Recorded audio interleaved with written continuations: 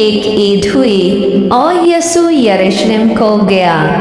यरूशलेम में भीड़ दरवाजे के पास एक हौज है जो अब्रानी में बैत हस्दा कहलाता है और उसके 5 बरामदे हैं। इनमें बहुत से बीमार और अंधे और लंगड़े और पस मुर्दा लोग जो पानी के हिलने के मुंतजिर होकर पड़े थे, क्योंकि वक्त पर खुदावंद का फरिश्ता हौज पर उतरकर पानी हिलाया करता था।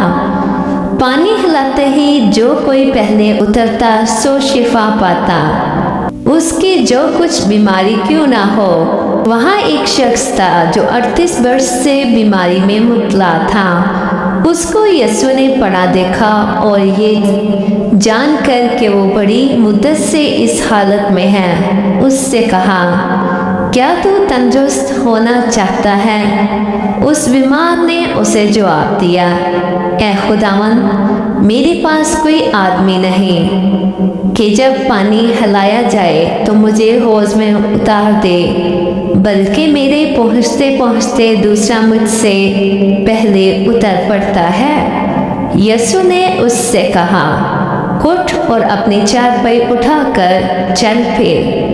वो शख्स फौरन तंदुरुस्त हो गया और अपनी चारपाई उठाकर चलने फिरने लगा।